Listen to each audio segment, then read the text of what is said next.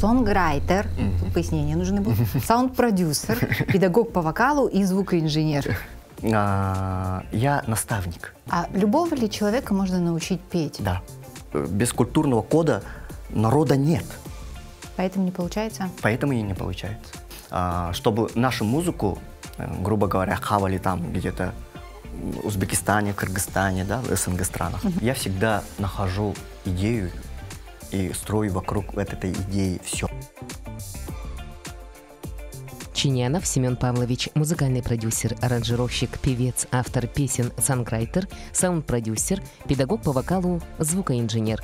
Родился в селе Матта Мегино-Кангаласского улуса старшим ребенком в творческой семье Чиняновых. Автор 200 песен и 48 музыкальных проектов Якутии, основатель музыкального лейбла Yakutian Stars Entertainment, руководитель творческой студии Arctic Voice, член Союза мелодистов Республики Саха-Якутия.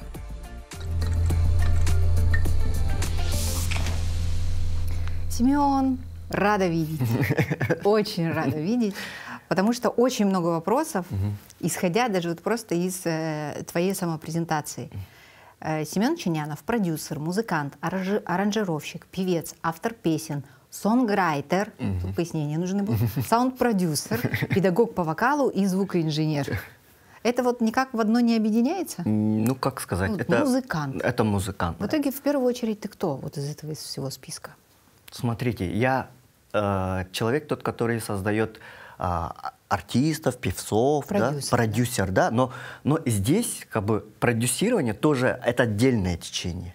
Вот поэтому в основном я наставник. Но при этом еще педагог по вокалу. Да, вот, я вообще, я сам по профессии, ну как бы дирижер-хоровик, но вот вообще с самого начала я занимался вот именно ребятами по постановке голоса, с детьми там работал. А любого ли человека можно научить петь? Да. Прям любого? Да, прям любого. А если у него совсем ну, то есть, смотрите, это то же самое, как научиться писать и читать. Ты человека вовлекаешь в музыку, это для обычного человека какой-то другой мир. Согласна. Да. Вот. Для меня люди, которые музыкой занимаются, это люди такие с другой планеты. Да, я понимаю, вот, что у них вообще другой мозг и восприятие мира. Вот именно вот этот мир, я вот тот человек, который ведет к этому миру. Ну, правильно настраивает и стратегию там. Вот поймите. То получается, ты тренер. Ну и как тренер. Да. Я думала, что искусство — это то, что либо вызывает эмоции и чувства, либо не вызывает эмоции и чувства. Ну, возможно, да, вот. Понятие искусства, да. по-моему, да. Искусство — это совершенство. Есть вот эта вот музыка, которая нынешняя, вот говорят, нынешняя музыка, да, которая популярная среди вот этой молодежи, среди вот, которая, эта музыка называется коммерческой, поймите. Это тоже как бы в своем роде нужная штука, поймите. А как именно вот у каждого поколения свое вот, и у каждой эпохи свои взгляды, свое течение. Почему мы пытаемся сделать якутскую музыку популярной по всему миру? Для чего? Вот всегда меня вот ударяет вот этот вопрос. Почему? Я поняла, да, вот. Дело в том, что мы вот там тоже разные вот две вот стороны, да, вот. Эта музыка должна быть популярной, поймите, да, во-первых. Вот. А популярная музыка, она какая? Она вот коммерческая, вот, говоришь, она не идеальная, возможно, может быть. Но здесь очень важно, почему вообще именно, чтобы мы вот гордились вот этой вот, что, да, вот этим вот, да, а поколения-то разные. Ага. Вообще, если вот взять, то если, например, якутская музыка станет популярной по всему миру, тогда вот народ будет этим гордиться, что у нас есть, что вот нас так мало, и у нас есть такая звезда. Ради чего и для чего? Чтобы гордиться. Мне кажется, это очень важная тема. Дело в том, что если действительно вот народ будет гордиться этим, то мы вот эту вот гордость передаем будущему поколению. Да, Да, чтобы чтобы мы можем... сохранить идентичность и культуру, и язык народа. Саха, например. Вот. Вот здесь это самая главная задача. Дело в том, что без идентичности, без культурного кода народа нет. Это возможно тогда, когда мы находим таланты внутри народа. Вот. Богатство народа — это его таланты. Вот. Ну, смотри, ты же говоришь про то, что продукт — это продукт. Вот мы же говорим все-таки про продукт. Да, вот упаковывается продукт, то есть и научить можно кого угодно. Ну, петь, например, да? Петь научить. Научили кого угодно петь, упаковываем его и запускаем в космос под названием мировой шоу-бизнес, например. Да? Ну, в принципе, да. Вот как механизм, да. Но тут очень много нюансов. Давай, какие нюансы? Первый, скорее всего, чтобы запустить именно в этот космос, нам нужно найти именно ту концепцию, которая будет работать всему миру. Здесь очень это важно. Дело в том, что я же много лет этим занимаюсь и понимаю, какая музыка и что будет работать там, здесь. А потихоньку нельзя, да? Нельзя сначала завоевать Якутию, потом расшириться на Россию. Можно, конечно. А почему до сих пор никто так не сделал? Столько людей пытаются, до сих пор пытаются. Это сложно. Я же искал, именно многие ребята уже много лет пытаются завоевать и Россию, и мировой рынок. Да, их много, очень много. Ну, я тоже пытался найти ответ на это. Вот. Поэтому я ездил там в центральный, центр там, в Москве, искал много продюсеров, общался и с зарубежными продюсерами общался. Ну, толком мне не давали ответа. В итоге ты понял, почему? Да. Почему? Ну, один очень хороший человек мне подсказал, да, на самом почему? деле. Вот. Это дело в том, что культурный код. Работа все равно культурного кода. То есть это, например, мы всегда показываем свою национальную культуру. Да. Вот. И звучание свое. И звучание свое. Это специфично для других народов. Поэтому не получается? Поэтому и не получается. Вот. Например, мы не можем, например, какое-то национальное блюдо вот взять и прямо сейчас просто по всему миру продавать. Вот. Это сложно. Поэтому ты считаешь, что не нужно создавать якутский продукт, популярный в мире. Да? Нужно сразу создавать мировой продукт. Да, а для этого нужно брать какую-то классическую мировую концепцию, которая существует уже. Уже существует. И туда как раз пристроить, вносить да. Вот именно вот культурный код внутри. А тогда будет работать. Чтобы нашу музыку, грубо говоря, хавали там где-то в Узбекистане, Кыргызстане, да, в СНГ странах. Тоже, вот смотрите, там тоже перенасыщено у них своими вот этими этническими. А есть же прекрасный пример. Башкирская группа, да? Айола, которая выстрелила. Да. И завирусилась, стала это феноменально. известно. Да, это феноменально. Дело в том, что там тоже свои нюансы. Да? Вот они очень долго, в течение 15 лет изучали весь рынок, как это работает. Вот. Дело в том, что они, девочка, которая, да, солистка, да, она с маленьких лет выступает в телевизионных проектах в Москве, там, в разных вот этих. То есть это не случайно? Это не случайно, они уже знали, как это делать. И какой секрет у них? Секрет в том, что они сделали это. Секрет их в регулярности, скорее всего. Они постоянно что-то делали. Многократные повторения? Да, многократно, да. Выстрелили. Но здесь они очень круто попали. Они не башкирскую музыку сделали, они сделали именно тюркскую. Это охвата много. То есть последующие песни же не слишком так громко сейчас стреляют. Ну, тогда вернемся к твоему опыту. У тебя же тоже был такой амбициозный проект, роскошный, да? Он был прекрасный, Snow Voice. Snow Voice проект. Да, ребята. Ага, молодежный проект. И вы с ними на российскую сцену пытались пробиться. Да. И даже неплохо. Да, и неплохо, и мы... Почему не состоялось? Тут тоже свои нюансы, да. То есть дело в том, что здесь тоже у нас получилось так, что мы, например, к этому немножко не были готовы. Так скажем, сразу грубо обрываю. И ты тоже, да? В принципе, тоже может быть. Дело в том, что реально, если работать там, то есть вплоть до того, что дисциплина, вот, воспитание.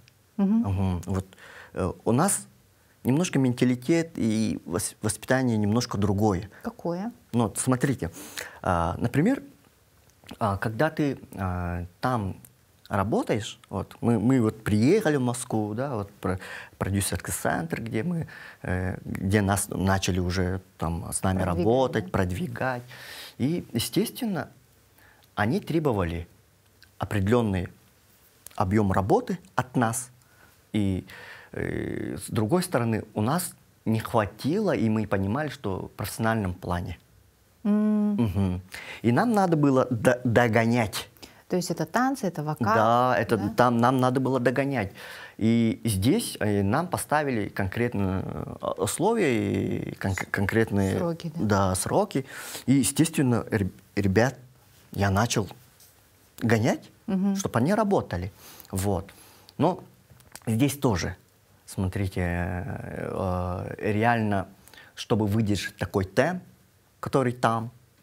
Нужно быть заряженным. Да, очень заряженным. И реально человек должен быть настолько смотивирован или такой вот очень...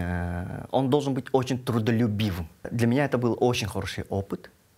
Дело в том, что я понял, как это все работает. Сам тоже, в принципе, никогда не варился в этой, внутри вот этого вот. И вот увидел, как это все делается. Ты же там прям поработал хорошо. Да, я хорошо поработал. Да? С кем ты поработал? Я там работал, сразу я начал работать с компанией Макфильм. Макфильм. И мы с Алексеем Голубевым, это очень хороший режиссер, продюсер, человек, который работает с многими именитыми, который делает концерты большим артистам. Вот. И он реально показал мне вот внутреннюю кухню.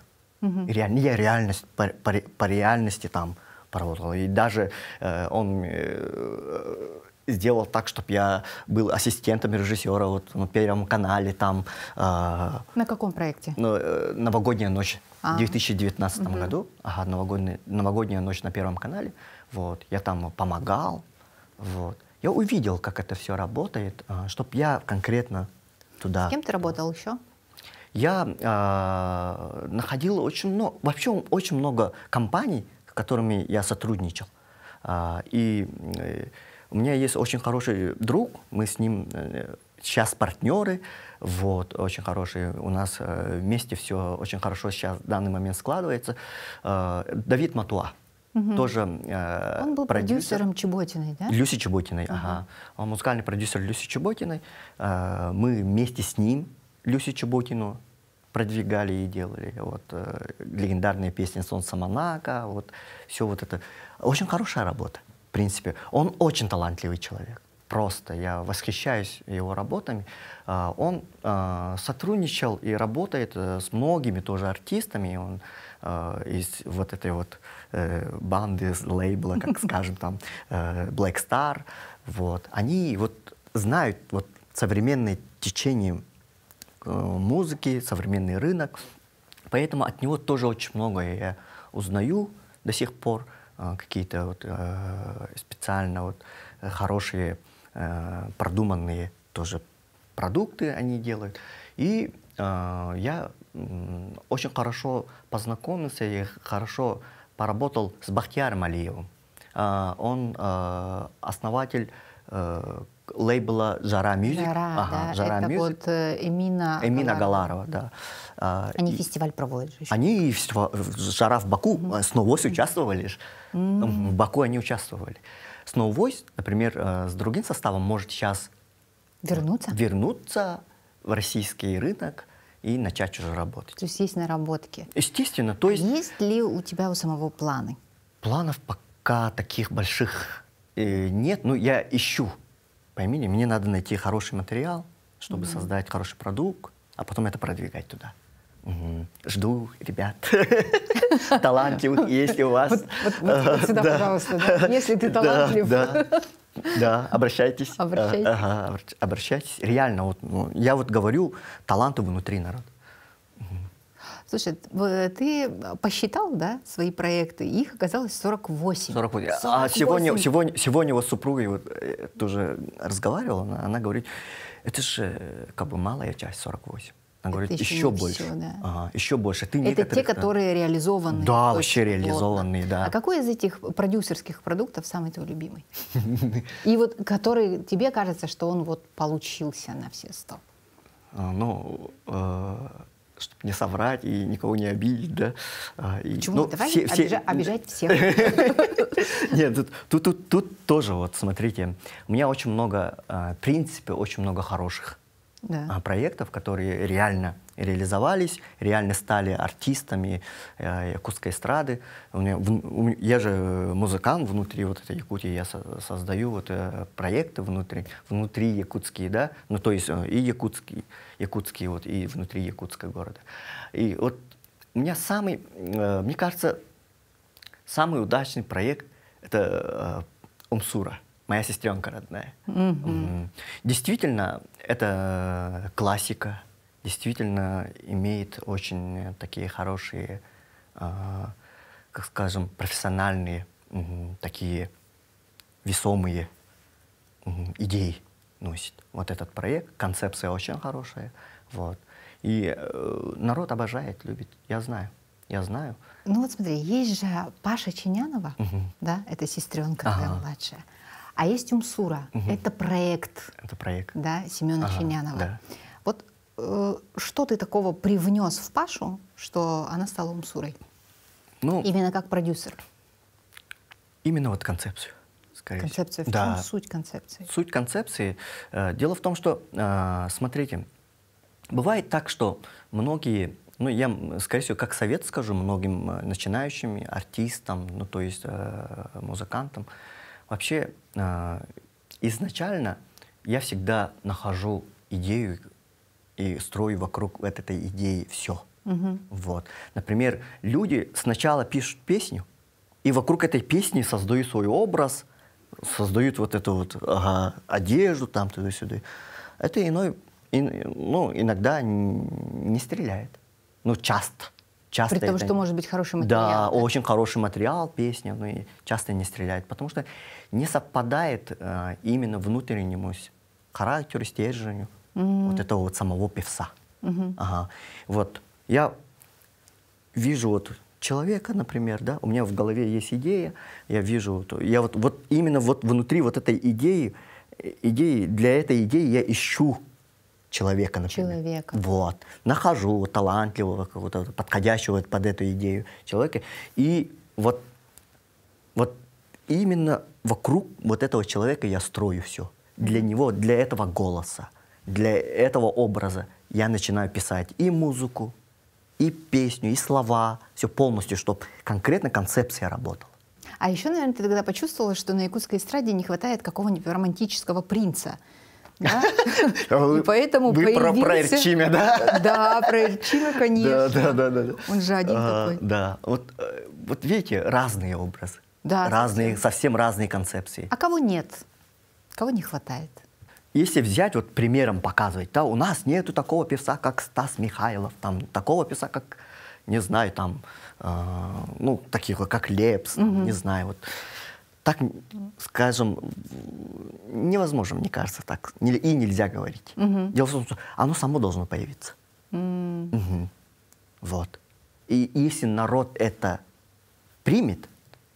Значит, это было нужно. Это было нужно.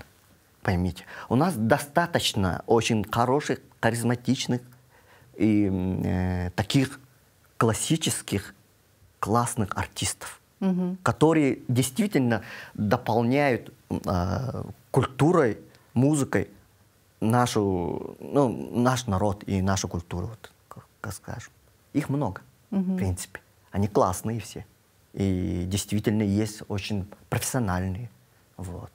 Так что скажу, ребят, найдите хорошую идею, будьте креативными. И вокруг этой идеи уже там создается репертуар, образ и все прочее, да? И команда подбирается, наверное, тоже. Естественно. Там швея, вплоть до швеи, до визажиста. Обсудили уже сестренку, это младшая самая ваша сестренка, а вас же вообще 4. 4 нас. 4. И 3 прям очень известные. Но сейчас, то есть я старший, а после меня мой брат Павел Чинянов, он актер сакотеатра, кино, он и классные сценарии пишет для фильмов, он сам снимает фильмы, уже режиссер, скоро тоже выйдут его фильмы. То есть он очень талантливый тоже. Вот. Потом у меня после него идет брат Дима, Дмитрий Чинянов. Он мастер народных инструментов. Он народный мастер.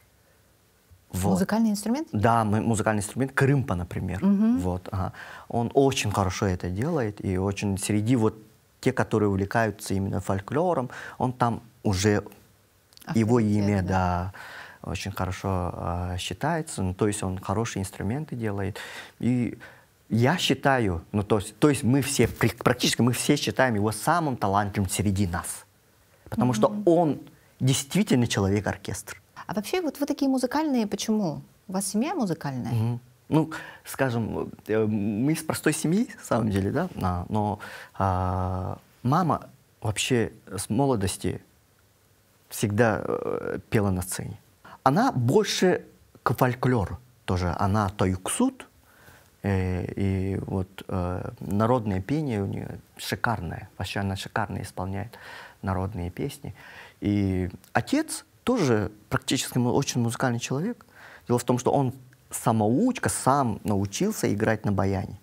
Ну, в общем, я так поняла, что музыка — это ваша родовая, сильная сторона. Это сильная сторона. И действительно, я очень благодарен своим родителям, что они именно эту сторону развили. Они, в принципе, угадали, они сами творческие, очень творческие люди, поэтому я как понял, с детства пели все. Ну, у них просто тогда возможностей не было, я так понимаю, время же другое было. А вам они эту возможность дали. Да, и в моей судьбе все эти люди, которые со мной, которых я встречал по жизни, они все классные люди, попались. Я благодарен судьбе, что они мне попались. Начиная вот с мой дядя Ефим Кычкин, он меня познакомил с Светланой Егоровной Устроевой. Я им очень благодарен, потому что они действительно проявили мне вот конкретную любовь к музыке. Действительно, это великие люди. Вот. Татьяна Афанасьевна Гоголева. Это великая женщина, с которой вот именно пробиться конкретно. Да, вот то, что я действительно продюсером стал, может, ее благодаря. Да, вот она, мне кажется, первый продюсер да. Вот пример, поймите. Вот.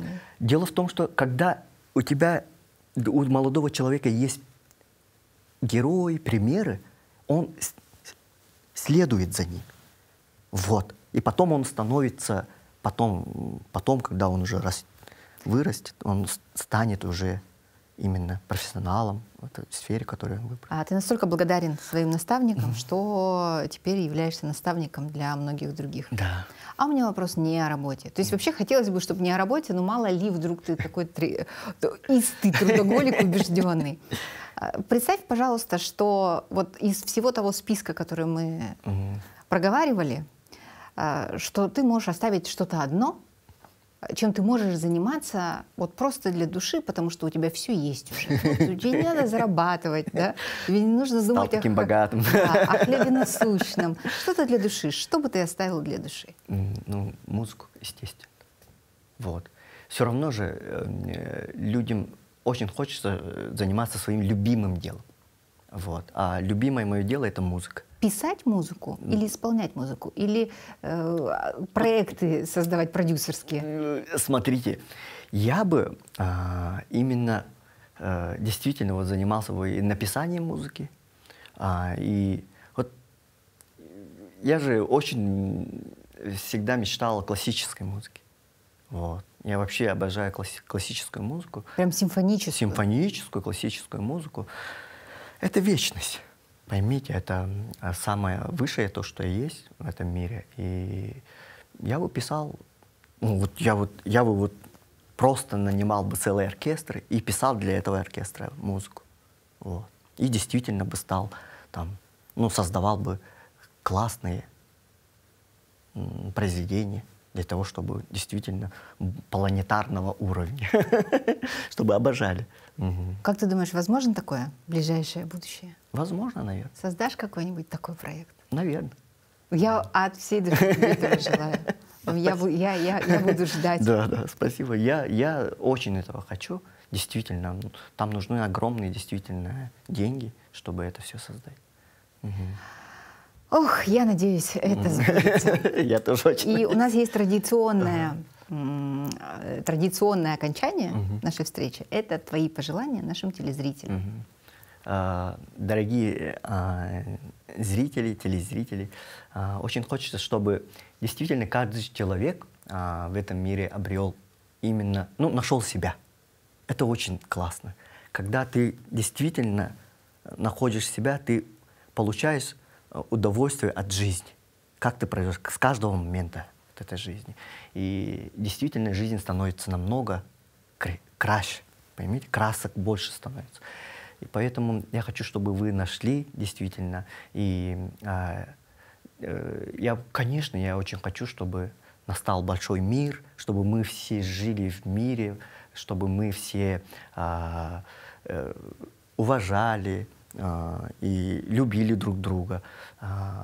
Самое то, что вот хочется, чтобы действительно мы обрели все такой классный, ну, создавали вокруг все вокруг хороший, спокойный и красочный мир. Ну, как в сказке. Как в сказке. Ну, Да. Почему? Почему бы и нет? Желаем каждому сказки. Да. Своей, конечно. Это был Семен Чунянов. Спасибо, что пришел. Спасибо.